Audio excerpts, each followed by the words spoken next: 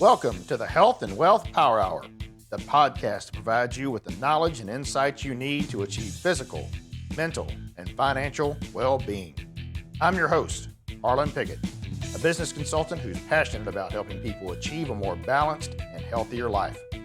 Each week, we'll deep dive into topics related to health and wealth, including retirement income planning, innovative healthcare solutions, alternative funded health plans, and specific actions individuals and business owners can take to gain control of their finances, have access to affordable quality health care, and achieve peace of mind. We'll also be joined by innovative experts who will share their knowledge and insights on prevalent topics. So, whether you're looking to grow your wealth or improve your health, you've come to the right place. Get ready to be informed, inspired, and empowered. Let's get started. Well, guess what? We are back again. It is another episode of the Health and Wealth Power Hour. Thank you for taking time out of your day to join with us. Today, we have an entrepreneur, a creative, and a self-proclaimed most encouraging person on earth. Mr. David Ask is with us today. And you may be asking, what are y'all going to talk about? Well, heck, we don't even know. It's going to be so much fun today because there is no telling where this conversation may go. David, welcome aboard the Health and Wealth Power Hour, buddy. Man, I'm really honestly glad to be here. So by the way, you are, as far as, I do, quite a few podcast interviews on any given month, and you're the first person that I ever sent that phrase to about being the most encouraging person in the world as far as podcasts go. I've said that to a few people, but and the funny thing is I did that after I listened to a couple of your podcasts because I just, I wanted to catch the kind of the essence of how you roll and how you spotlight your guests and things like that. And for some reason, that was something that just came to mind as I was, just typing out a letter to you there. And so anyway, thanks for having me. So real quick, I'll just tee it up this way. So why did I say that? My favorite quote, probably been over the last couple of years here. And I'm not really even sure where I heard this, but a former PM of England, a guy named Benjamin Disraeli, lived back in the 1800s. He said, the greatest good you can do for another is not to share with him your riches, but to reveal to him his own. And so what's really fascinating is the last probably 5-6 years of my life, besides running a business and, having a product and as of last week, 3,700 retail stores and so on, something that I've been really passionate about is I do some coaching with a friend of mine who's in my mastermind group, Dr. Andy Garrett, and he's really the world's authority when it comes to authenticity, identity, resilience, grit, and kind of how all of those play together. And we can jump into the weeds there if you want to, but he really is kind of, I like to say, after I went through his curriculum and now I teach it, I told him, I said, Dr. Andy, I said, you should really say when people finish your course, which is called the True North Blueprint, I said, you should say, hi, I'm Dr. Andy. Let me introduce you to yourself. And yeah, and it's kind of funny, but at the same time, we all, especially when we're younger, right? And you go through that process of self-actualizing, you kind of wonder, you leave your parents' house and you're like, well, who am I? Like, what's my place in the world? And what do I bring? What are my strengths? What are my convictions? All that kind of stuff. And some people don't answer those questions till much later in life.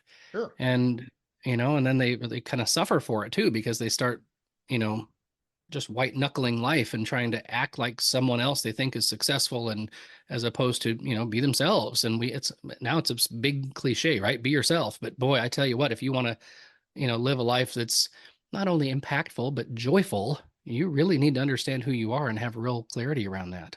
Yeah, that's an interesting concept because, yes, I agree. There is this, it's come and gone, especially over my lifetime, to be yourself. That was a big thing in the 80s and kind of fades away, and it comes back and then it fades and comes back. But here is the caveat to that.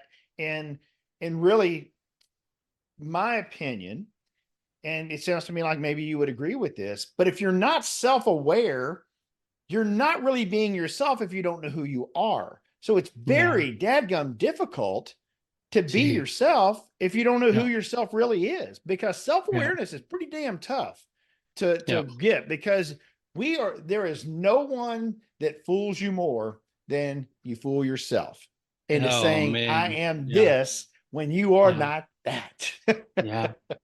Yeah. And that's such a good word. By the way, when before we hit record, you use the word resiliency, and that's one of the things that we talk about. And the book that I'm writing right now, called The Guardians of Grit, is understanding, well, I'll just paint the picture this way. So what's the difference between resiliency and grit, right? Grit is, I'm going to do hard things over a long period of time because what's on the other side of that hill is worth it. And resiliency is this idea of, I'm bouncing back quickly. But here's the funny thing, kind of to your point, right? If you don't have an idea of who you are, and I'm talking a really good idea, like an English vocabulary to describe the truest essence of yourself, resiliency doesn't really mean anything. Because if you liken that to a bouncing ball, right? It's a set point, like a basketball, right? It's when it's filled with air, it has a set point. Well, when it hits the ground and it kind of compresses, what is it bouncing back to? If Right. you don't have real clarity, what are my convictions? What are my virtues? What are my values? What type of an impact do I want to have? What are the things that I'm passionate about, right? That word passion comes, from the word suffer. Like, what am I willing to fall on my sword over? All those things that make us unique, the hierarchy of those things. Resiliency, guess what? You won't be resilient because if somebody punches you in the face, or you get fired, or someone says something mean and you fall down, it might be way more comfortable to stay there as opposed to get back up to nothing. You know what I mean? So this Yeah. this idea of getting up, so now that I've done some of the work, and it doesn't take that long to figure these things out, now when I get punched in the face, metaphorically here, hopefully, I'm getting back up, not to a what, but to a who. And that sounds kind of woohoo, right? But man, I tell you, Dr. Andy, through his True North blueprint, and not really selling that here, but it's really simple to identify those things. And I wish I would have done this in high school, because you can do it really early in life, as opposed to have that big question mark over your head and in your heart and be wondering, whichever way the wind blows today, i.e., peer pressure or marketing or whatever the cool thing is. You just want to desperately wanting to fit in because you don't have any sense of who you are and what your constitution is.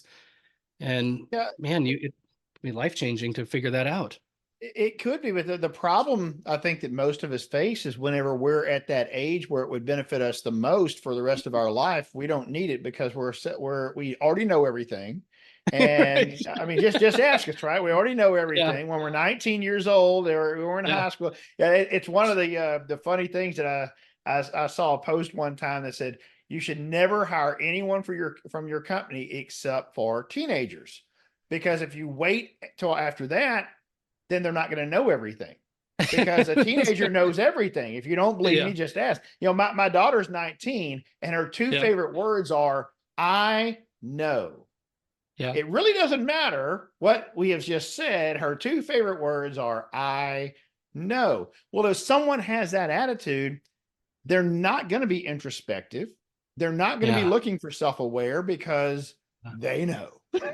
Man, it's funny. My son is 18 and his first year of college and so on. And it's so funny because I mean, he's a mini me. And I remember at that age, like on any given day, right, going from sheer desperation to sheer elation because I figured it out by the end of the day, and anyway, but that's so true. I love that quote.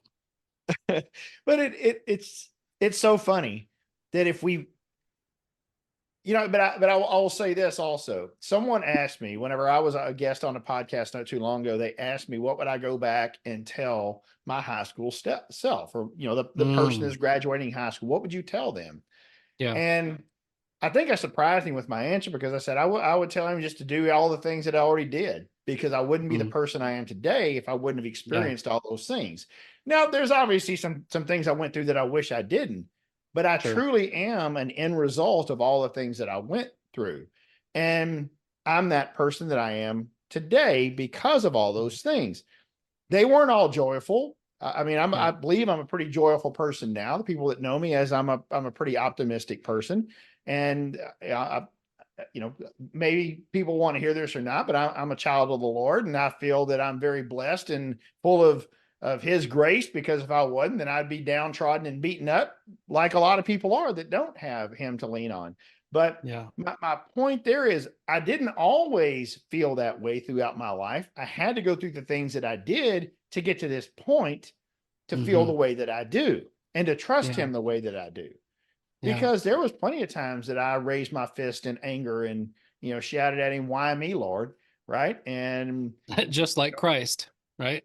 Just like Jesus. Yeah. that's the whole point of it is I don't, to this day, I promise you, I am not perfect. I get upset about things, and I feel unloved at times. We all do. It's not about Sure. every day is a rose garden, as it were, right? It's not that.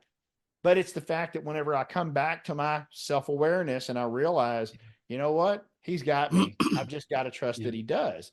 So Yeah. it's that journey that gets us there, though, David. In my opinion, it's that journey that gets us there. And when we're ready to do the things like you're talking about, man, I can tell you that true north. As soon as you said it, I got it. I'm like, true north. I got it. I'm pointing the right direction now. I didn't know which way north was, but now I got it. Well, and what's neat about that, and the this idea of magnetic north, like a compass, why is that different from true north, right? Well, a compass is always reading the magnetic field, right? It's kind of reading the room, as it were. Right. Whereas true north is a fixed point. It has GPS coordinates. So when we identify, when we remove the vagary around our values and things like that, and we get really crystal clear, right? That's true north. That's, and then you can say with clarity, people like me do things like this, and people like me, we don't do certain things like that, right? I've already predetermined, those things that are convictions, values, virtues, all that stuff. It's like, yeah, I have a matrix at which to make decisions through, and I know which direction I'm headed, as opposed to, well, this felt kind of good over here, and this feels Yeah. good today, and you're, Yeah. you're in one ditch and back to the other. By the way, you kind of opened up the deep end of the pool here, so I'll kind of jump backwards a bit. But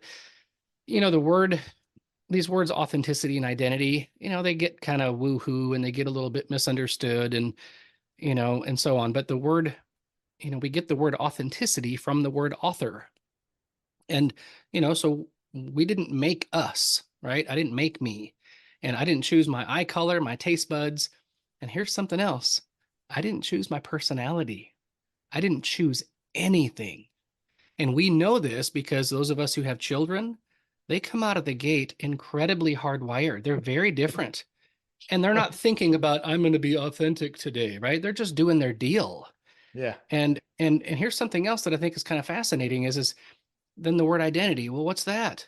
It's when you identify what God has authored in you. You put language to what do you believe? Right? What are those, again, that hierarchy? What do I believe? Well, I've identified, who I am, what I love, what I hate, and all that kind of stuff. And that's my identity. What I've chosen.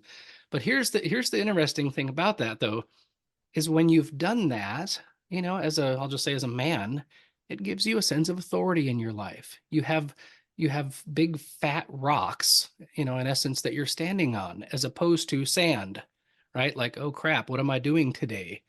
And so I think of course, as individuals, you got to have that, or good luck. But you look at that paradigm across families, organizations, companies, corporations, right? When they have clarity on our standards, right? We do these types of things, and this is why, period. Well, then everybody's on the same sheet of music. Resiliency is front and center. The mission is clear, all this kind of stuff. And I love to talk about this kind of stuff. As you can tell, I get really excited about it. And, Yeah. you know, obviously, when I started my business 10 years ago, I sell, it's real sexy here. So I sell a thermostat guard with a combination lock. So I worked in facilities management for a long time with a large telecom chain, and of course our call centers and stores and so on. We had to use thermostat guards because nobody could keep their hands off the stinking thermostat, right? And it got really expensive because everybody wanted it 64 degrees in the summer. And so, but here's the funny thing though, is we would That's put, me, by the way. yeah, oh yeah, me too. But, so we would put stat guards up, but nobody could keep track of that key. So we came up with the Stat Guard Plus, and we're in Home Depot and Lowe's and beyond, and I True Value now, and I'm so grateful. And it's been a uh, a ride of my life to turn that in, from a hobby into an actual business. And I've had to dig, really deep, in my own self-awareness and like, okay, hold on, I got to remember who's showing up here today, and not shrink, what I'm calling billion-dollar companies and selling and putting out fires and all this kind of stuff. But, back to your point too, right? What is the basis of my authenticity? It's the basis of the author. And I'm made in his image, and I believe that he is king and he's sovereign and he's good. And when I operate under those, those paradigms, right? Right. And leap of faith and start running, it's amazing how, he proves himself, or and or. Yeah. And he is whenever you give him space to do it. Yeah. Right. That's another part of being self-aware, is get out of his way sometimes. Get out of his way and let him do his thing. And he will, because we want to take over. Yeah, I have this little saying that I probably didn't come up with it. I heard it from someone. I'm not even going to claim that it's mine, but I said, we make plans, and the Lord just laughs and laughs and laughs. Like, they're so cute when they make their plans. It's funny you say that, because I I remember early on in my life. So I'm 49 now, and I remember in my 20s thinking that I was this pie in the sky dreamer. Like I was thinking, really big. And the funny thing is I was not thinking big enough. And the story that, through a lot of heartache, I've got a lot of heartache in life, but through all of that, quest and saga, whatever you want to call it, he's the author and the finisher, and he's writing a story that is, well better than mine. And I'm, Yeah. it's not to mean that it's all, like you said, it's not to mean that it's all roses. And he uses those pitfalls and the broken places to, like you said, bring us to who we are today. It's that, that winnowing. You go through the fire and you come out the other side and start to, hopefully, right, over time, you start to get rid of the, what is that old hymn where it says, you get, thy dross to consume and thy gold to refine. You get rid of some of that dross, and the gold starts coming forth. In fact, I had breakfast with a guy today who I hadn't seen in a couple of years, and his wife is battling cancer and so on. But the reason I reached out to Ron is because this guy has been through so many fires and stayed steadfast, and he is pure gold. Like, you just want to be in his presence. There's a resiliency and a joy about this guy at 76 years old. Like, he comes across as a 54-year-old. He's just like, yeah, there's something really transcendent about what God has done in his life. But, it's interesting. I was talking to a small group just yesterday, and one of the things that I told this group is that we find ourselves so many times scrambling whenever things go negative, right? Things are going negative, and we find ourselves trying to scramble out of that instead of looking for opportunities that have been presented to us through this situation. And there's always an opportunity there. First of all, God never lets anything bad happen to you that there's not an opportunity in. Okay. It's not really bad. In other words, there's something there. There's some opportunity there if you look for it. But too many times, I use the old thing, maybe you remember this, maybe not, from Hee Haw, where people are gloom, despair, and agony on me, right? So we go down that pathway. We go down this self-incrimination, or we go down the gloom, despair, and agony on me pathway, instead of saying, let me stop and look and see what's happening and look for the opportunity that's here, because there is one. There is going to be an opportunity there. And that really kind of goes against our human nature, first of all. Oh, yeah. Because we really want to just sometimes curl up in a ball and cry ourselves to sleep, or once again just sing the gloom, despair, and agony on me song, because that's what our human nature wants us to do. But Yeah. having that resiliency, and in this case really having some grit, as you mentioned, that can make all the difference in the world. Yeah. It's two things I was thinking of as you were talking. Do you know Dan Miller, the guy that wrote 48 Days to the Work You Love and No More Mondays? And he's a career coach. Well, he just passed away just a few weeks ago, and in his, I think, late 60s. I forget how old he was, but a dear friend and a mentor of mine. And here's what one of his two things. He had two famous taglines in his signature in his email. It said "Stay inspired," and then he always used the phrase, "What does this make possible?" So, this is maybe right before Thanksgiving. He was diagnosed with stage 4 pancreatic cancer. Hmm. And he and Joanne had just moved from Nashville to Florida a couple of years ago to retire, and just a wonderful family. And even still, through all of that, he got up in front of everybody, and while he was slowly dying, and just said, "What does this make possible?" And I tell you what, you don't come to that place unless you've been through the fire. Yeah, And absolutely. and it's otherwise, right? We have this entitlement, type spirit about us, and this demandingness that somehow I'm owed something. Well, what does that really mean? It means that I am the master of my domain, and it's this real self-righteous, egotistical view of everything. It's I know better, and if I don't get what I think I want, damn all of you. You know what I mean?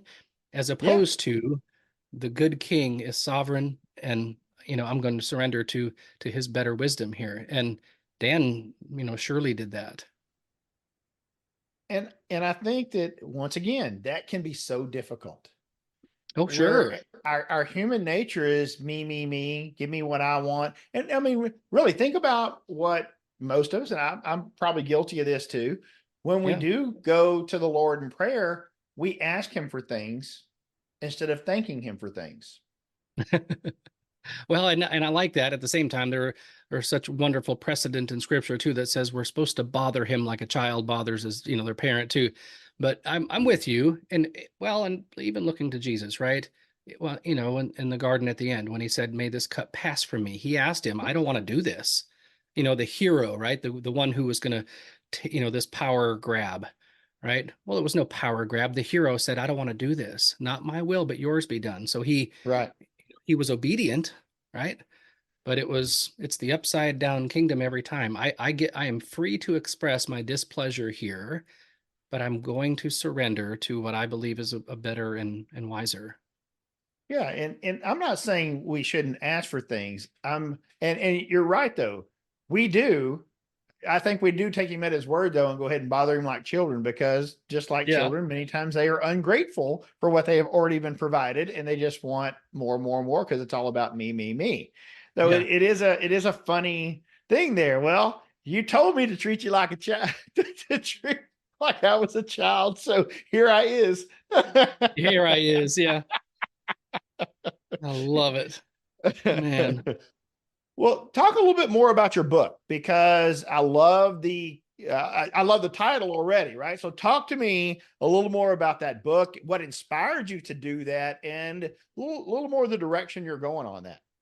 Yeah. So the really what it boils down to is I guess the passion here really started with men and dads. So the book is going to be largely toward men and dads, but it's really going to be for anybody. I, quite often,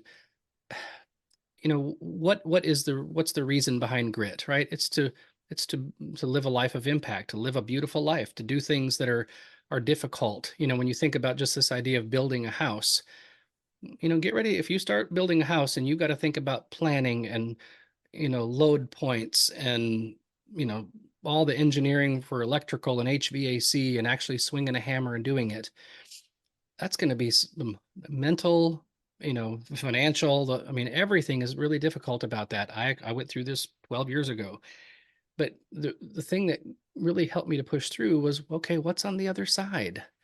Well, here's the funny thing, you know, grit presupposes that there's something worth fighting for, but then it's how do you make the right decisions in all of it? How do you keep making decisions that are actually heading true north? So one of the things that I think is, I'll put it this way. This is a little might sound confrontational, but every ill in our society, you can really boil it back to men and when men don't lead. So I don't care if it's poverty or pornography, right? You can lay every single bit of it at the feet of men. When men are noble kings, right? When we're a king with a little k, and we manage our kingdom, which is whatever our sphere of influence is, right? When we do that with courage and nobility and honesty and kindness and clarity, everybody wins. But when we don't do that, when men fail to lead, everybody loses. There's not a woman on earth, and I don't care if you're a feminist, who would ever say, boy, I wish that man didn't lead with such kindness and clarity and nobility and courage and wisdom, right? It's, it's what we're literally dying for. Like I mean, people are literally dying because men are just sucking wind. And the proof is in the pudding. Right now, we've got a Yeah. culture that is literally cutting their genitals off, right? And so what am I passionate about? What am I willing to suffer for? I'm willing to suffer to capture the hearts of men, to turn their hearts toward their children, and at least say, I don't know what I'm doing, but I'm going to get some help because you're worth it, and so am I. So Dr. Andy and I are rolling hot on rolling out a course and a curriculum that's really geared toward men. We're actually walking corporations through some of this stuff right now, but the I've got such a burden for men and for families, and I want men to show up, for themselves, right? But I want them to show up for their wives in a humble and kind, and it doesn't need to be rah rah rah, dad dad man man. No, it's you start with humility, you start with wisdom, you start with clarity, you start with kindness. Did you know the word gentleman, where that came from?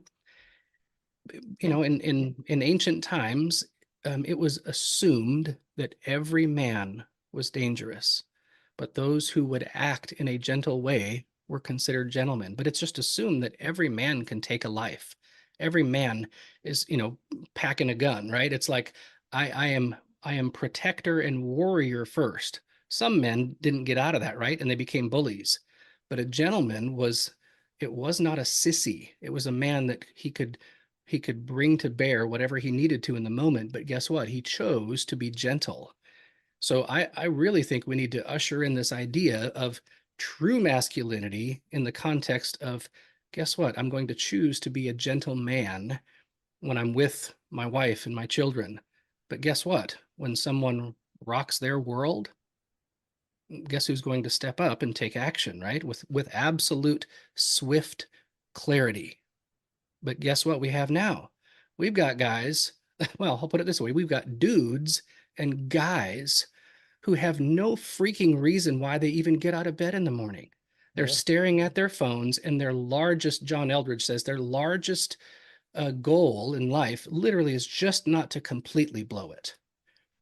And we need, and it sounds kind of woohoo, right? No, we just need men who are connected with their values, their convictions, their heart, and they've got support. So the Guardians of Grit is largely going to be for people. I'll just say it this way: people who understand that doing really good and noble things over a long period of time creates a beautiful kingdom. And one day that kingdom will be here. And we need to be about, the business of bringing it to bear, as opposed to staring at our phones and abdicating our responsibility and, eating ourselves into oblivion because we can't take this, the heat and the narrative inside of us that we are irrelevant and that we don't matter and that we're this cosmic ball of accidents. It's just not true. And the reason is because this idea that matter matters, right? Stuff matters. But what matters? Literally, people are willing to die for what matters. So tell me that's not more true than what we hold in our hands. And you get people connected with what matters in a virtuous, good, and kind and noble way, the world starts to shift. But guess what? It rises and falls on men, period. Yeah, and I want to kind of go back to what you just said a minute ago about people disengaging, I guess is the best way to say. They're disengaging because all they're doing is looking at their phones Yeah. or whatever. Here is something that I truly believe. And I found myself doing this, and I had to take a step back and think about this in a very different way. So, David, do you long for the good old days? Do you wish, oh man, remember them good old days when we didn't have phones and, first thing I ever knew about these things was a beeper, right? People could track me down because I had a beeper. I wish for the good old days whenever I could ride around my neighborhood in my bicycle, and when it I got get dark, it. oh man, I wish my kids could have experienced that type of thing. Well, the more I felt that way, I think the more then I get disengaged and I get upset at society, and I'll look at things and I try to change things that are unchangeable. Hmm. So I read this statement that changed my whole perspective on this. Hmm. And I'm unhappy about it, by the way. Okay. Okay. Because it says God never makes mistakes. And so the fact that your children were born in this time, in this place, is because they were made for this time and this place. They were Hmm. equipped to deal with the things from this time and this place. Just like we were made to deal with the things we dealt with throughout our lives, we were made to be in this time and in this place. So Yeah. wishing things were different, God don't wish they were different, because he made our children for this Hmm. time and this place. However, if we do not give them the support, and if we do not come through for them and really provide them all the things to be successful in this time and this place, Yeah. they will not be. So it's up to us to be the ones to adapt and just Yeah. say, oh well, this is the way it is now, so here you go. No, that's not supporting them. That's not helping them deal with the things of the world. Yeah. That's not helping them in any way. But wishing for the good old days is not going to Yeah. do it either. No, no, that's a good word there. Yeah, I think you're right. And I'm, and truth of the matter is, either God is sovereign or he's not. And I can't explain everything that's, happening and has happened, right? I don't get all that, but either he's God or he's not. I, as you were talking there, one of my favorite authors, go figure, is C.S. Lewis. And I love this. It paints such a great picture, of, whatever generation we're born into, and kind of what our purpose is. And I really believe that purpose, again, self-awareness is one thing, but it's unto and into purpose. We're not supposed to just stare at our belly buttons the rest of our lives once we know who we are and feel safe and all that stuff, right? I love what C.S. Lewis says. He says, Christianity is the story of how the rightful king has landed. You might say landed in disguise, and is calling us all to take part in the great campaign of sabotage. And isn't it fascinating too that, whatever generation you're born into, it's, what are we sabotaging? We're not sabotaging nobility and kindness and goodness and faithfulness, right? We're sabotaging blind spots. We're sabotaging ignorance. We're sabotaging hate. We're sabotaging unkindness, but we're doing it in a way that isn't, I'm going to punch you in the face until you love somebody well, right? We're coming in, we're coming in as examples. We're coming in with, with other discourse, and just say, hey, might you consider this, right? And living a life that mirrors that, hopefully not being a hypocrite. And granted, I'm the chief hypocrite, by the way. I mean, what we all are. But we live in a broken world and we're all broken. But at the same time, man, that's where I think that this idea of just presenting goodness, kindness, gentleness, faithfulness, all that stuff in a real humble way, right? Because it doesn't point to me, it points to, it points up. I'll just leave it at that. Everybody has to decide what their up is. But I really believe that purpose for us and for our kids is everything. Everything was made for a reason. Every blade of grass, insect, whale, whatever you want to call it, including us. And when we don't execute into and unto our unique purpose, right? We got a fingerprint that's unique, a retina scan, a soul that's really unique. If we don't operate in that, to build and to create and to multiply, man, we start to feel useless, because if something doesn't have a purpose, it should be thrown in the trash. Period. It is it. Like I was telling this guy the other day, we were sitting at Starbucks, and he was talking about purpose and so on, and an analogy. It was kind of honestly really lame, kind of came to my mind. And I was sitting there and I'd spilled some coffee, and I wiped up the coffee and the sugar grounds and COVID or whatever else was on that table, right? And I pointed at this napkin, and I was like, "Hey, what is this?" And he goes, "It's a napkin." I'm like, "Oh no, it's not. It used to be. It's completely soaking wet, covered in who knows what and germs and this and that. It used to be a napkin. Now it's trash. That's okay. It's not a bad thing. It just converted from one thing to another, and it should be thrown away because it no longer serves a purpose." And when we as humans, and you think back to my teenage years and so on, I was such a narcissist. I mean, teenagers all are, right? But when you understand, who you are and what type of impact you want to have uniquely, you start thinking about yourself less. You don't think less of yourself, you just start thinking about yourself less. But it's into and unto purpose. And that purpose isn't I'm a welder. That purpose isn't I'm a baseball player. Your purpose is who you are and the impact you have on people around you when you're doing anything. But if you don't know what that is, you don't have a purpose, and you're going to start treating yourself and everybody else like second-class citizens.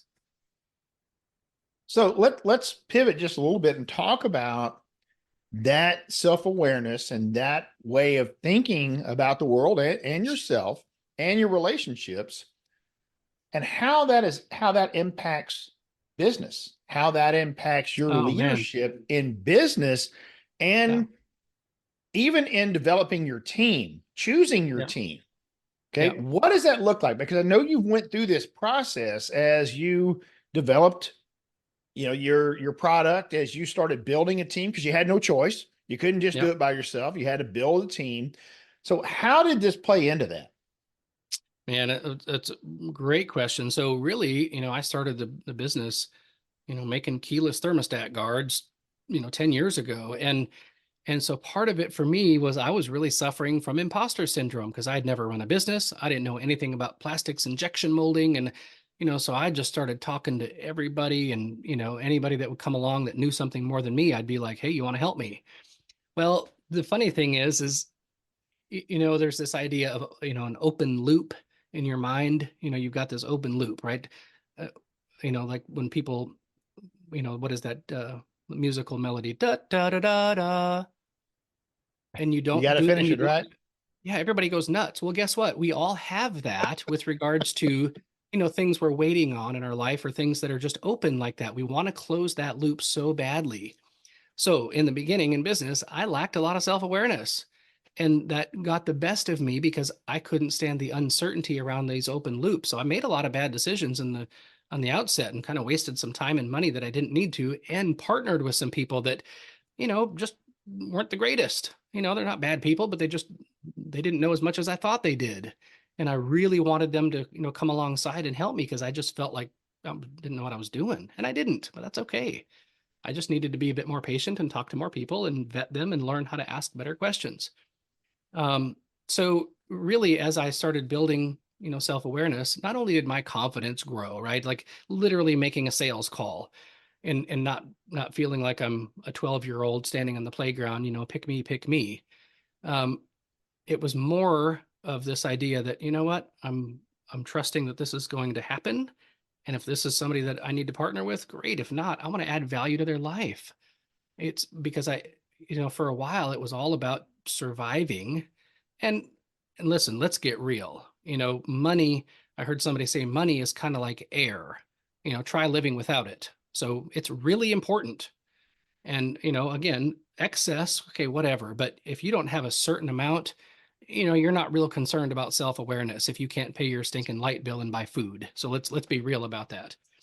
But at the same time, the more comfortable I got in my own skin, and, just felt like just being me, and I just really liked people, and I identified the fact that I just want to love people. I just want to benefit them and encourage them in some way. it really took the pressure off. So when I would call someone or even honestly be on a podcast like this, I didn't feel like I just had to sell myself or sell thermostat guards or because those who need it, they're going to come when they need it. Right. And at the same time, it, yeah, it's like, when you, again, back to that authenticity, you understand who you are authentically, it gives you a little sense of authority. Like I don't have the question marks here anymore. I've identified those things that I'm really good at and I like doing and I don't like doing. And I'm going to partner with people that do the things I don't like to do and that kind of thing. So all the mosaic of literally hiring some people, some virtual assistants, some fractional people to come in and fill in those spots, as well as just my own ability to interact, it really started to be more natural. That's interesting that you talked about going down that pathway of filling those gaps. I had that same issue as I was building my company, Eagle Care, because Yeah. I am not the most organized person in the world. I just will tell you right now, I am Same not here. the most organized guy. So my first hire was someone who was extremely organized. I mean, that's what she brought to the table. She brought organization. And because I had been married to her for 30 years, she was not afraid to tell me no. Right. That's Lisa works, my wife works with me very closely and does my books and everything too. So yeah, she's great. That's funny. I love it. It's kind of a funny thing, right? I mean, people, but we still get this thing. So I'm going to kind of go off on a tangent here for a second. Then Yeah. we have no problem working together. We've been married for 32 years now. We've been together for 37. We've had other businesses before. People still all to this day, like, I don't know how you can work with your spouse. And I think kind of my answer is, I don't know how you can't work with yours. I mean, heck, we live together anyway. So working together is kind Yeah. of a natural thing. Then, and Yeah. the funny thing they asked me though is, well, what about work-life balance? I'm like, what are you talking about? Work and life are the same thing. When you work together, there is actually no balance. It's all just balance. Yeah. There's no time of day that we might not be talking about personal stuff or might not be talking about work stuff. And that's okay as long as both of us get it. So what has been your experience then on that, David? Because I don't know that if we're just unique there or if that's just the way, because I've talked to some other couples that are together and that's kind of the way they are too. There's not really work never stops, but personal life never stops Well, either. It's just Harlan, kind of all hey, mixed together. listen, we're one of the only guys who can make out with our partner at work. I mean, are you kidding me? It's like, And my wife doesn't get mad. that's right. I mean, it's funny because it has its ups and downs, and at the same time, Yeah. my relationship at work, as it were, is much different with her. I mean, I'm not, it's less professional, that kind of thing, and at the same time, we've tried to just put certain systems in place. Like, hey, here's your roles and responsibilities. Here's mine, and then we Yes. usually get together once Got a to do week and that. just kind of talk about, hey, who's doing what, or do you need help, or things like that. And so I think that, working with anybody, let alone your spouse, expectations, clarity are just key. Otherwise, you just end up assuming things and people get their feelings hurt and so on. But we didn't start out great, but, we've learned to, in recent years now, I mean, it's all largely hiccup free. She does all the details and I try to do the sales and, take care of the day-to-day stuff and, yeah. It's interesting. Our first endeavor together was a catering business. And because of each of our skill sets, it worked perfectly. There was no overlap really. It was beautiful. Yeah. This time in the last few years, because I've been in this industry for so long, she had a pretty good learning curve. So it Okay. was has been a little bit more bumpy road this particular time. Yeah. Yeah. I get it. Yeah. I mean, and here's the funny thing, right? Is there's one thing you can count on, things are going to change, right? The path is rarely straight. And if it is, it is not for long. And I don't like that, but it is what it is, right? Yeah, the least likely outcome is status quo. Yeah. I mean, really, yeah. So, it's interesting, and maybe we can kind of bookend things a little bit here with that. You know, resiliency, and grit. They're just, I don't know, I'm not sure they're the most important things to learn in life, but if you don't understand the genesis of those things, right?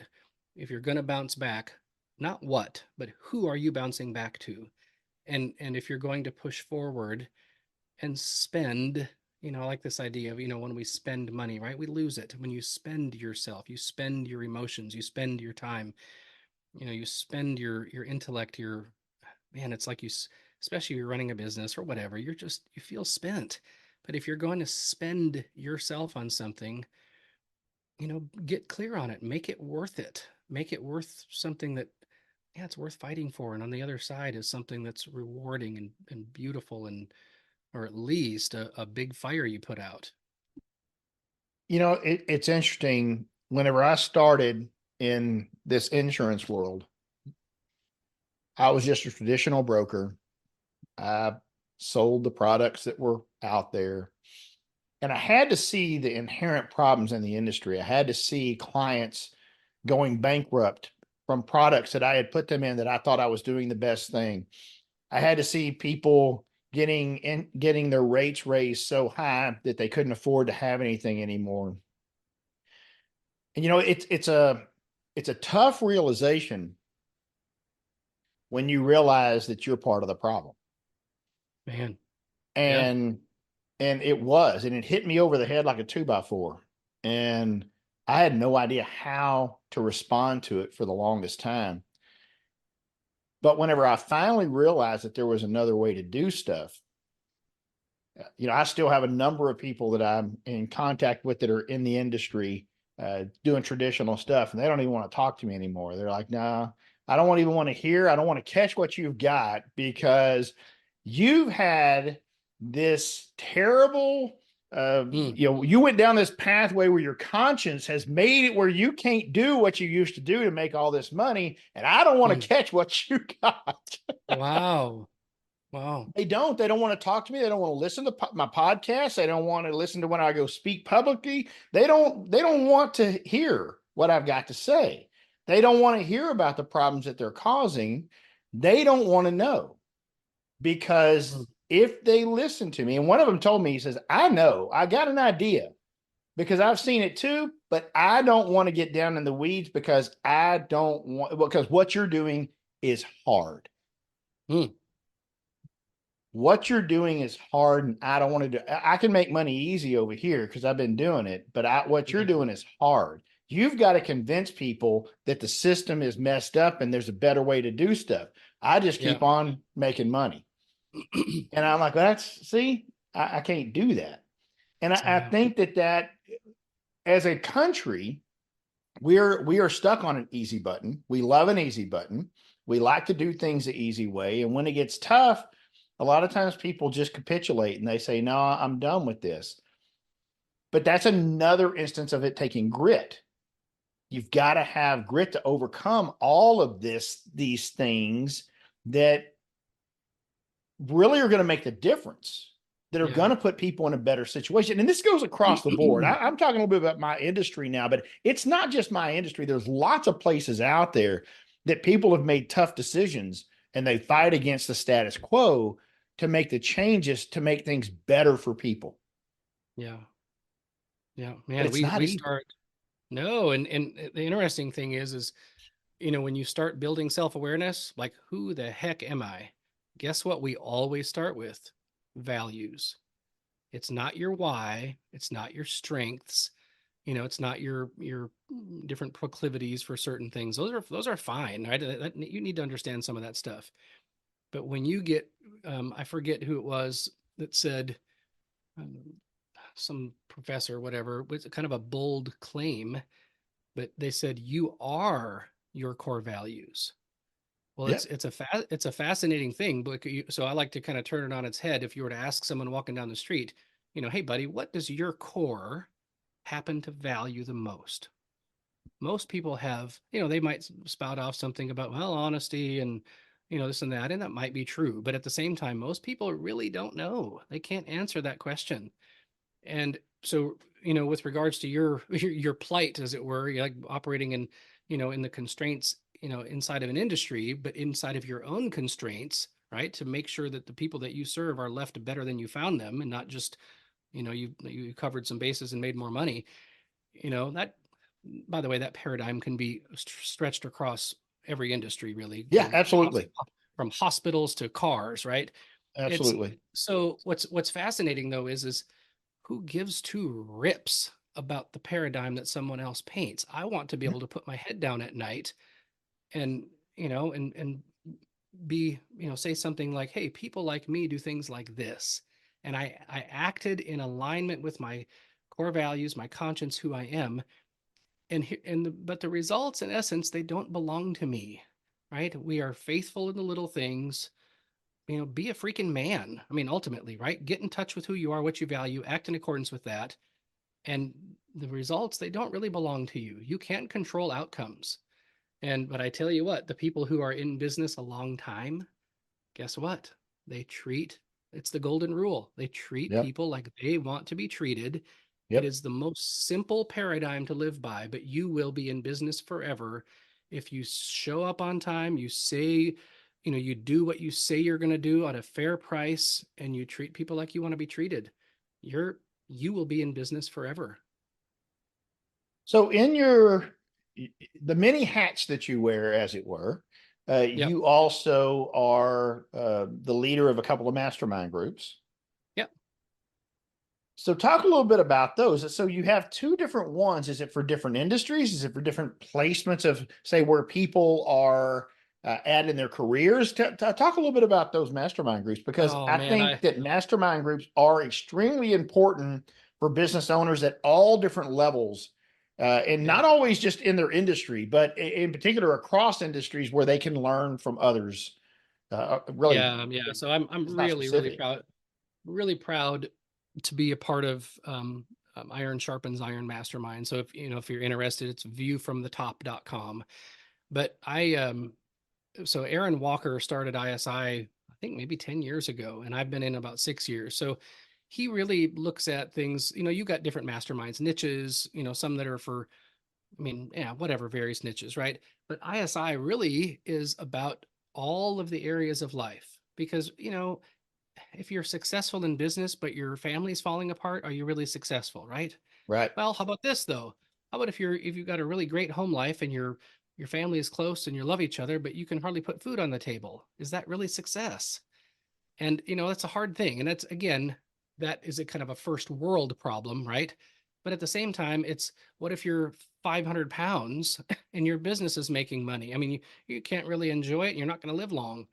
So it's this idea of holistic success. So when we get together, I mean, these guys are in essence a band of brothers for my personal life. I mean, I'll be honest, these guys are going to be my pallbearers. Like we talk about everything, but they're also kind of a virtual board of directors for my business.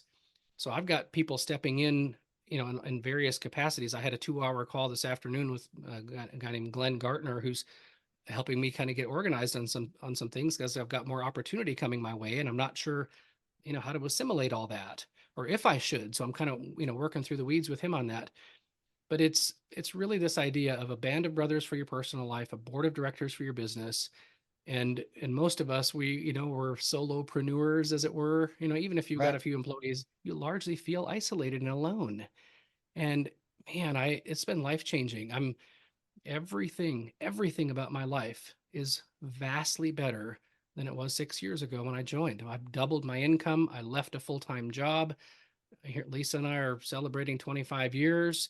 My kids are doing great. I mean, but again, these guys hold my feet to the fire. They challenge me, right? But I know the same guy that challenges me and calls me out, calls me up is going to be the same guy that, builds me up as well, right? And so you learn to build that trust and so on, but it's been life changing.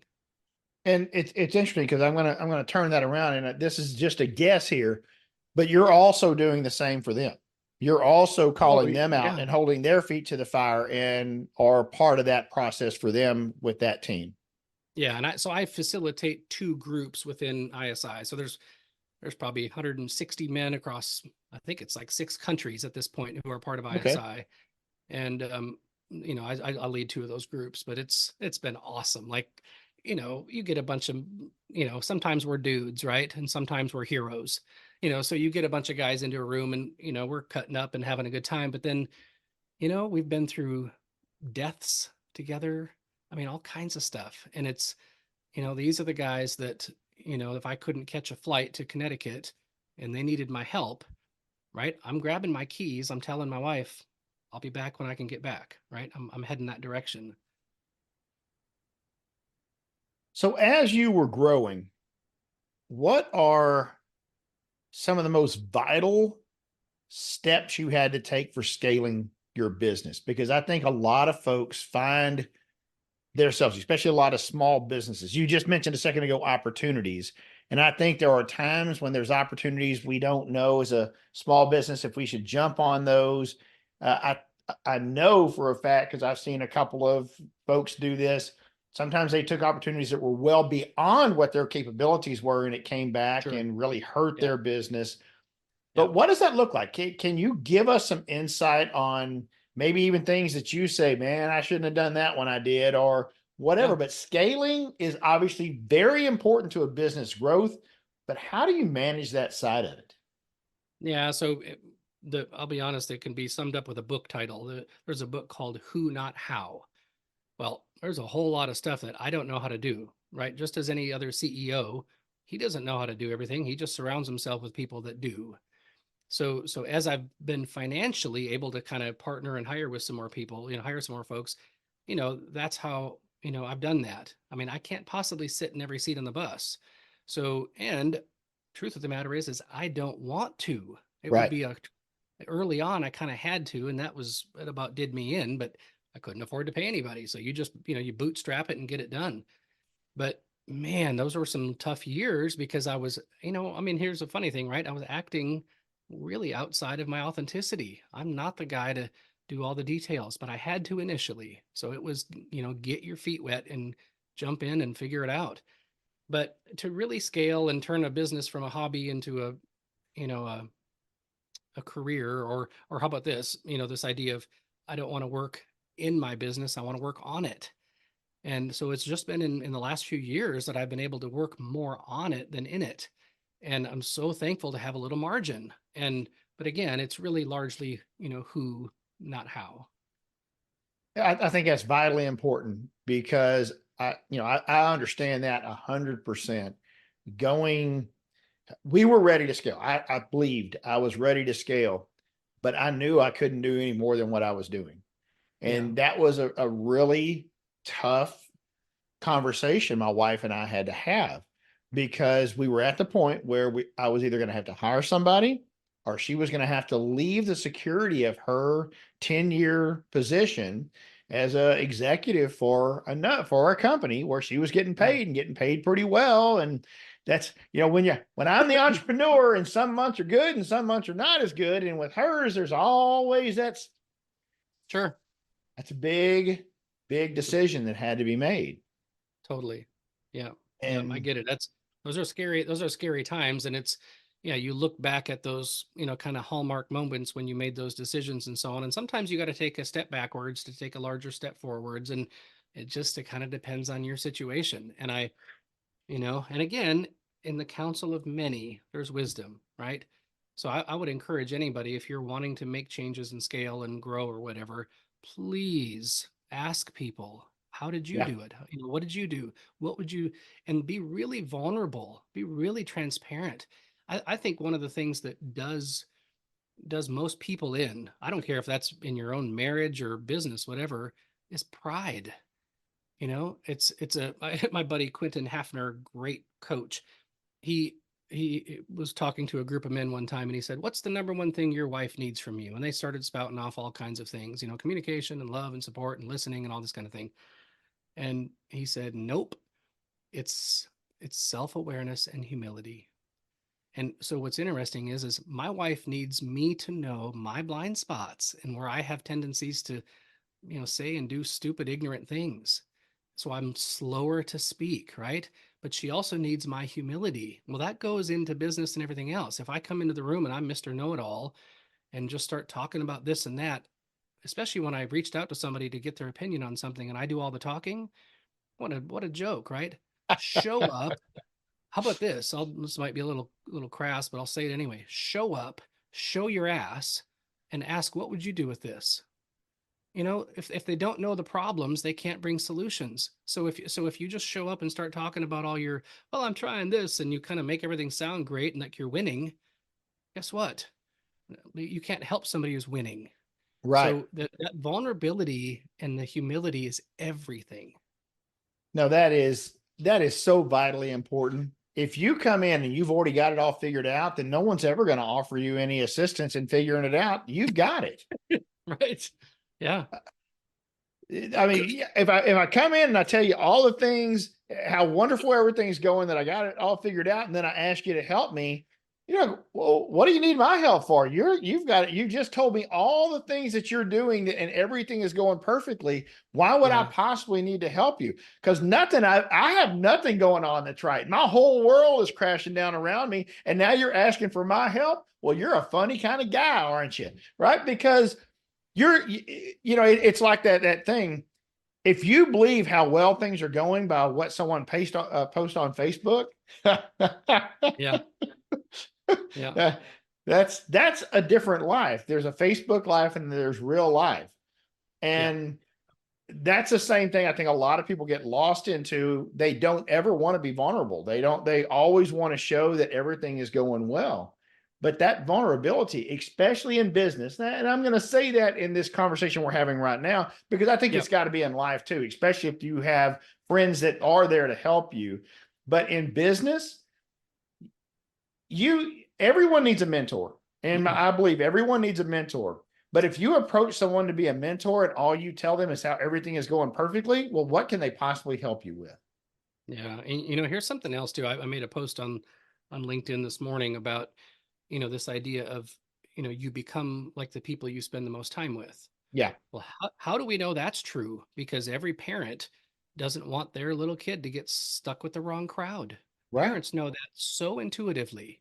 But then what do? We don't know that for ourselves. So we start hanging out with people who don't challenge us. They're just kind of, the same, or they're whatever, they're buddies or they're dudes. And we start asking our peers, for opinions on stuff when we need to be seeking the counsel of somebody who's gone before us. And here's something else I just think is wonderful. I've never met anybody who doesn't want to help. And I mean, I've asked people that have, that are worth hundreds of millions of dollars about my little business. And they're like, David, let's get together next week. And they just pour into me. People are generous. They love to Yeah. help, especially, by the way, men. It's one of those things where our brains on a natural level are so wired in problems and solutions, right? We're fixers, like just like our wives. Don't fix me, just listen. We want to fix something and move on. But it works when you're with another man and you say, hey, here's a problem, what would you do? I mean, they just go into like, man, I'm just the man for the job, the tools start coming out and let's Yeah. roll. You can't help it. And so that's why I think that, men hanging out with other men, and again, not dudes or guys, men hanging out with men who really want the other ones, to thrive and grow. Again, have a great time while you're doing it, right? But, the main theme in those types of people just needs to be a little bit higher. Like the conversation and language and, the mission needs to be just a little bit higher than normal. I agree. It's interesting. One of the things that I have noticed about men that are willing to help, and it does go back to what you said, it's men that are willing to help. Most of them carry around this invisible tool belt. Yeah. Right? They've got a tool belt on. They are a fix-it kind of person. Sure. And they've got a hammer, but they've also got a screwdriver, but they've also got these delicate tweezers that they may need to have sometimes too, because they're ready for the situation that is asked of them. And you're right, they're very helpful.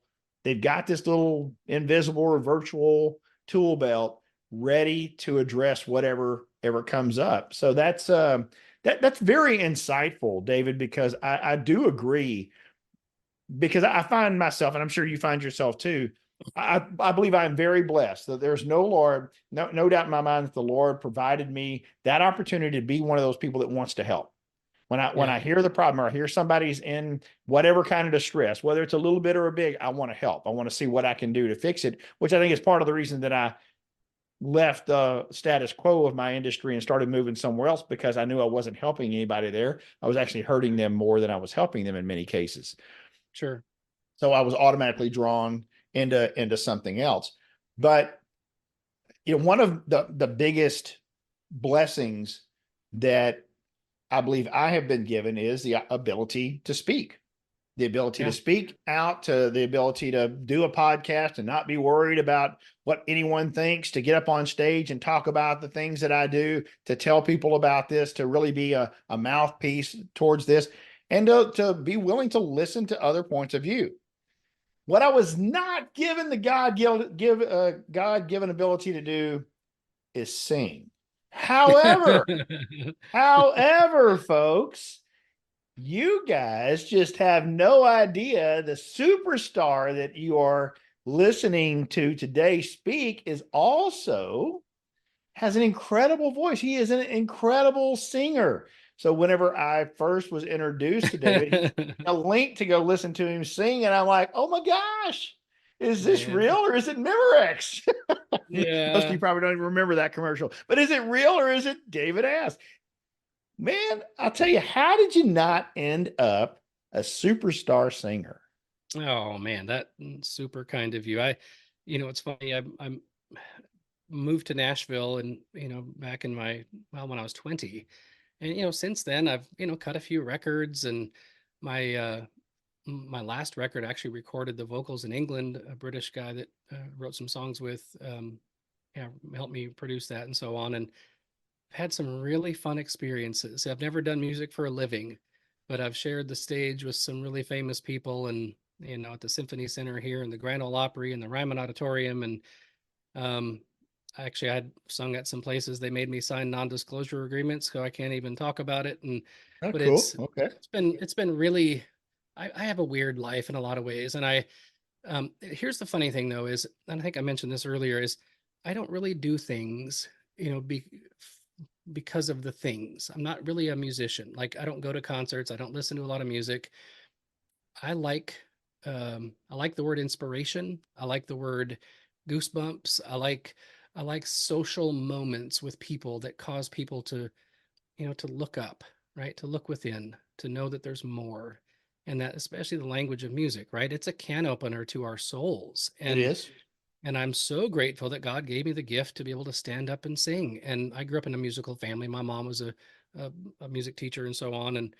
But and it's funny, my older siblings are both very talented, and they would come home on the weekends from college, and I'd listen to them working on all their operas and this and that. And I realized early on, I actually could just sing it without really trying very hard. I could just imitate it.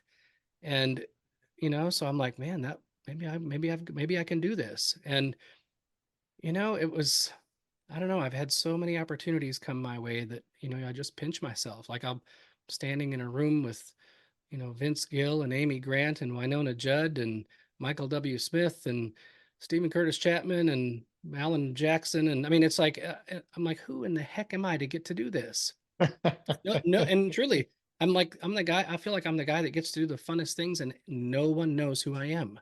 And, but it's weird. And I just like singing. I'll sing in the shower anyway. So.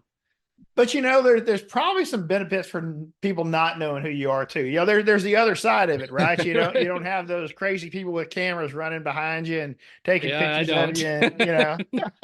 And, I'm too ugly for that. Nobody wants my picture. Oh man. well, that is really cool though. So I know you folks you can go out there and find him. You can look for David. David Ask. That's, of course, David spelled the traditional way, and last name Ask. But you can go out there and find him on YouTube as well. I noticed that you have a number of different songs that you have out there on YouTube. Yeah, So and I'm that's on iTunes and Spotify and all that. okay. So. Very, very cool. Yeah, that was it really was. I'm telling you. You told me that you could sing, but when I clicked on it, I didn't know if I was going to get Weird Al or Right. if what I was going to get here. And I'm like, oh my gosh, the dude So, is hey, truly very talented. I'll share one story. So I sang at an event earlier this year downtown here, and um I was walking out to my car afterwards, and there was a lady outside, and she goes, "Oh, were you the guy that sang tonight?" And I was like, "Yeah, yeah." She goes, "Well, I got to tell you, when I saw you, I sure didn't expect that." And I was like, well, I don't know if that was a compliment or, but I thought it was kind of sweet either way. She was really nice, but anyway, it's funny. At face value, right? My life is weird. I mean, I do masterminding. I've got a product in 3,700 stores. I'm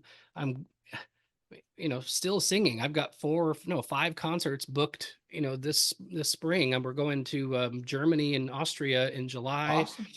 And I'm just grateful, man. I tell you, like I said, there's a story, a larger story that my story has been woven into, and I'm grateful. I can't write this on my own. I can't do it. And I'm just trying to stay in the middle of the road and keep my nose clean, because every time I look at my own feet, I end up running into the ditch and making a mess. And so I'm just grateful. That's all there is to it. That's awesome.